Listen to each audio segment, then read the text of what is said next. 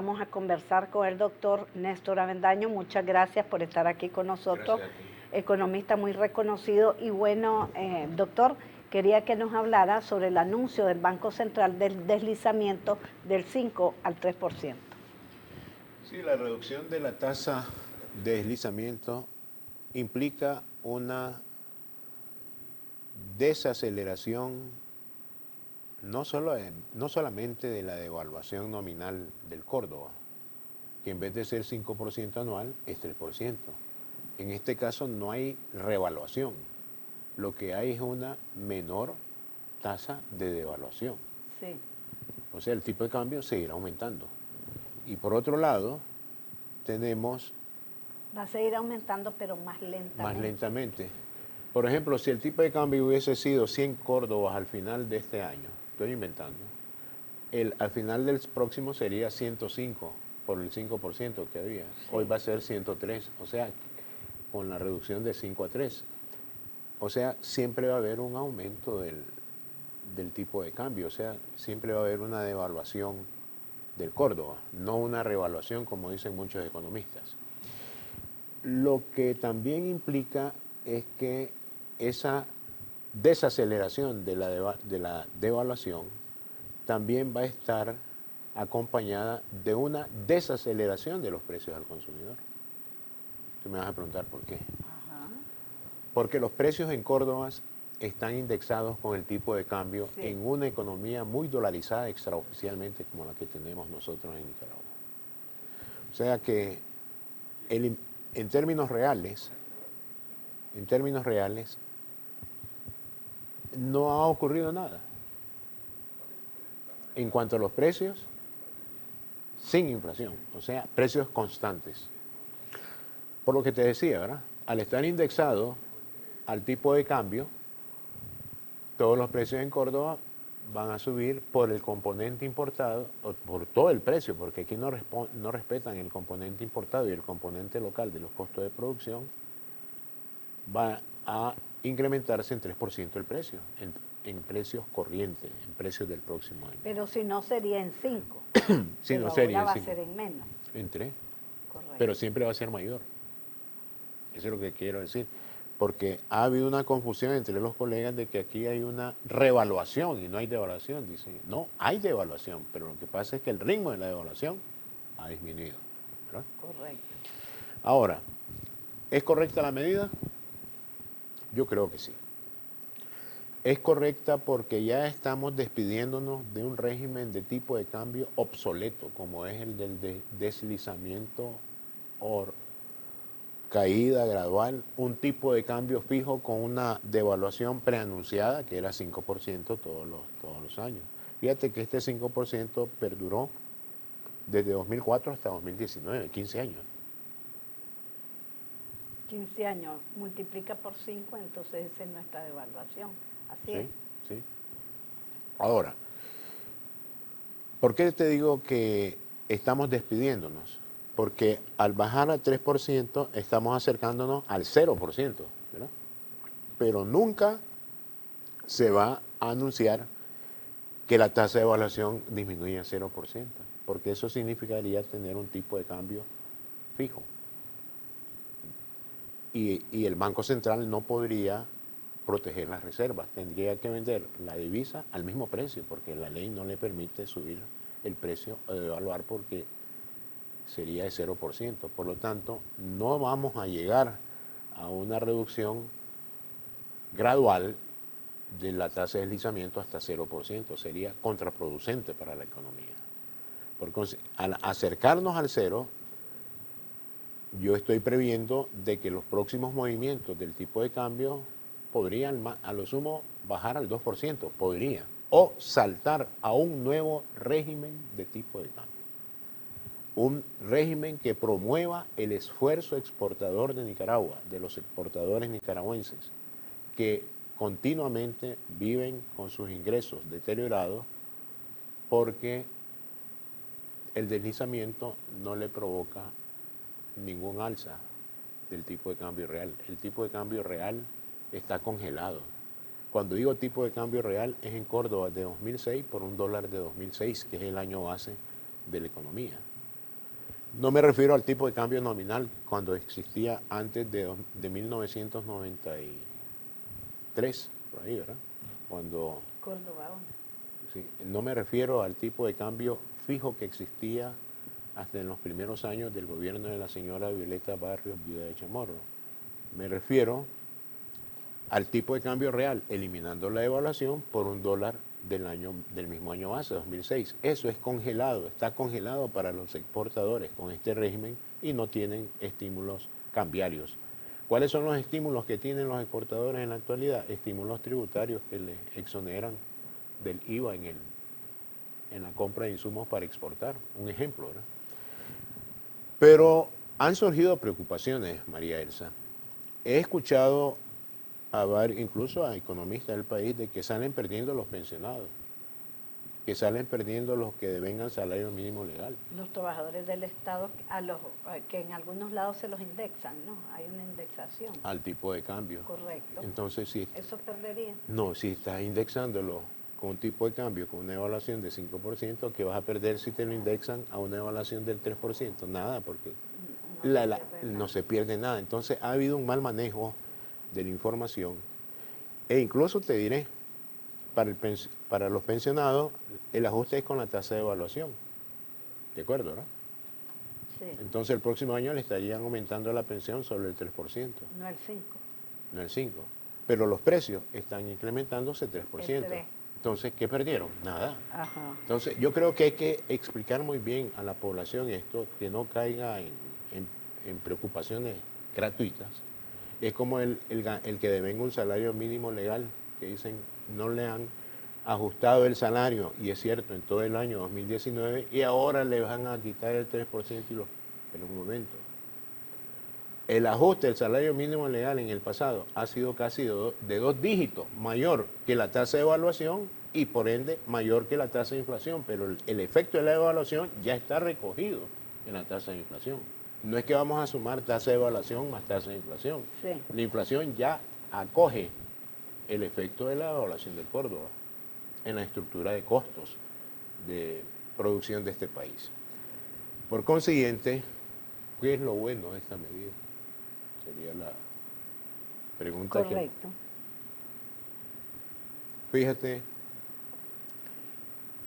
¿cuándo irán a reducir más el deslizamiento?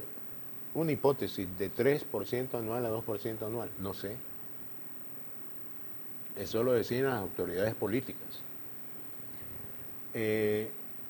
¿Cuándo saltaremos a un nuevo régimen cambiario? O sea, como el régimen cambiario que existe en Guatemala, en Honduras, en Costa Rica, que es un régimen de banda cambiaria, donde el tipo de cambio se coloca en el centro de la banda, del ancho de la banda,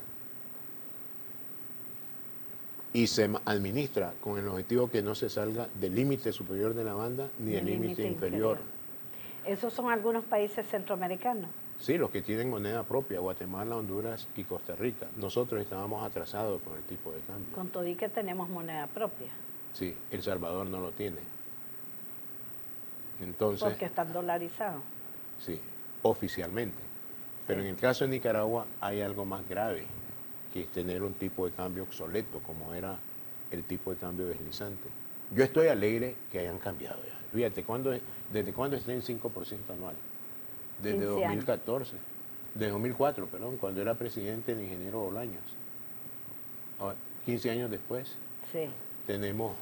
Pero esta medida, con las recetas del Fondo Monetario, ¿esta es parte de esas medidas o es una disposición del Banco Central?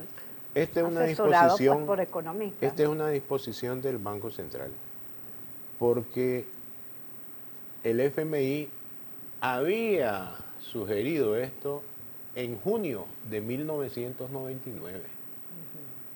Para algunos economistas que no conocen esta situación, el FMI pretendía acompañar el estudio de la economía de Nicaragua en el sentido de que la banda cambiaria fuese establecida a partir del 1 de enero del año 2000, pero no se pudo. ¿Por qué?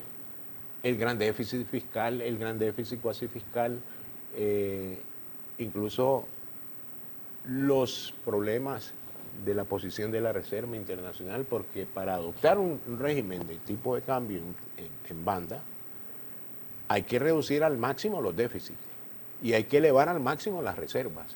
Pero en este momento las reservas han caído y los déficits, que yo tengo mi observación particular de que no han desaparecido, como nos insinúan las cifras presupuestarias para el próximo año, yo creo que todavía no se puede saltar a una banda cambiaria. Por lo tanto, este 3% estará cierto tiempo en el tiempo. No es que va a desaparecer. Sí. Pero no se puede dar ese salto, ¿verdad? no se puede dar el salto, pero hay una cuestión fundamental. El córdoba es una moneda importante en nuestro mercado. Sí. Bueno, está dolarizado. Es el dólar el que es la moneda más importante. Domina al menos el 70-73% del total de la liquidez de la economía. El córdoba domina el 20%. Nuestra moneda de curso legal está arrinconada allí, al fondo de la sala, y atendiendo el 20% del mercado monetario.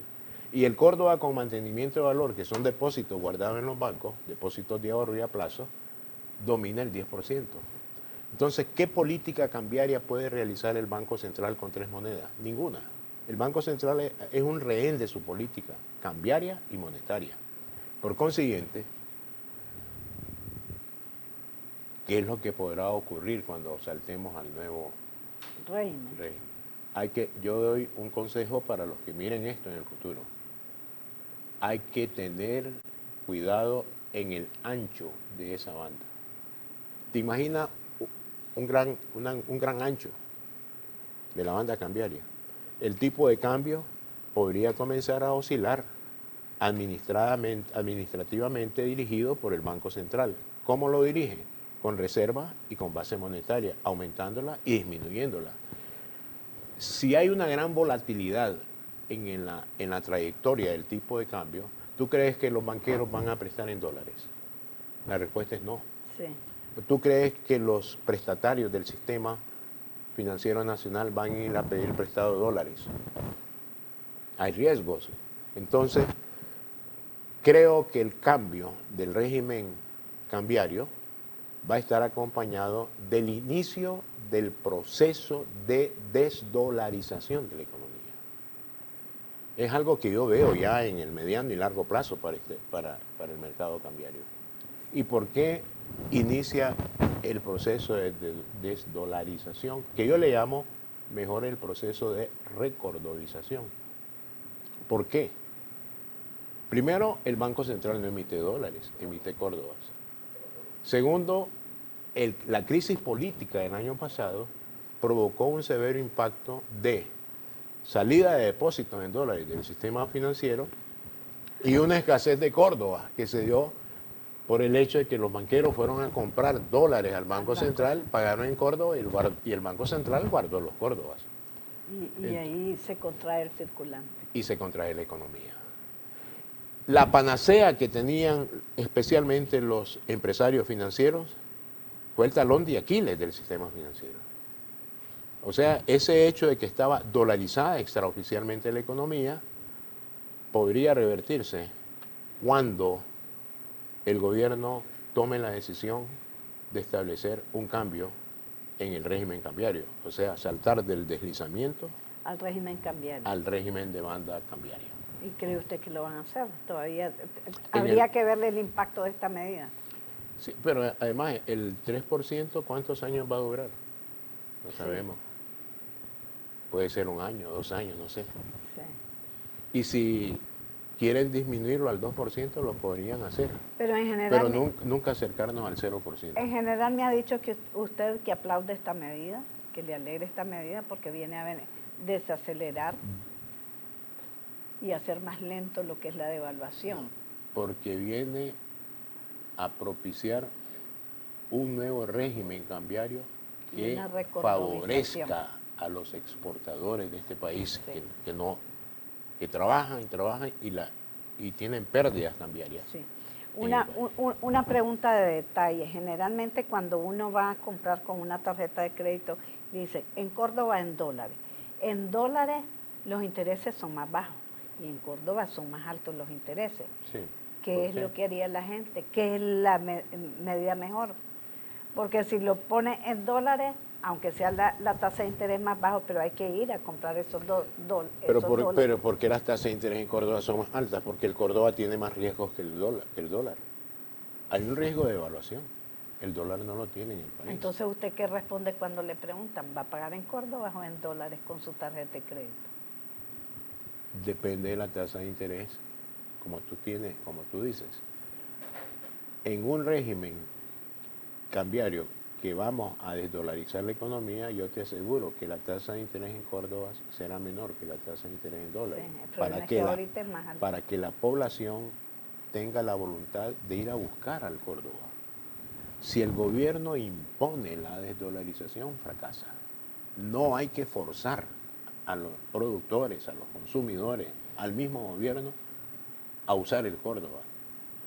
Que la población, que los agentes económicos salgan a buscar voluntariamente el Córdoba.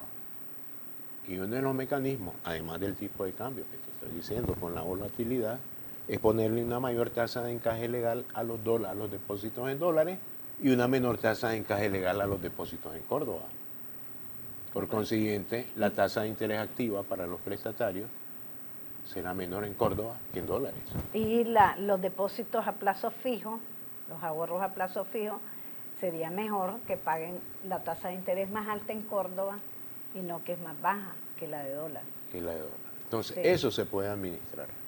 Bueno, entonces, para hacer un resumen, un último mensaje, doctor, ante esta medida. Ya era tiempo.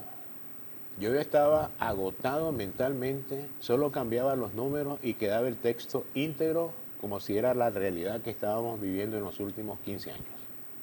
Ahora sí creo que entra una nueva dinámica al Banco Central, que va a exigir más disciplina al Banco Central, que va a exigir, yo diría, más ética en el manejo de la información económica. Aquí no debemos de preocuparnos de que los empresarios no van a reducir los precios porque la devaluación bajó de 5 a 3% anual. Tienen que bajar los precios. Y yo creo que en ese sentido el aspecto regulador del Estado para que se cumpla esa reducción en el alza de los precios no perjudique el poder de compra de los que ganan menos en este país.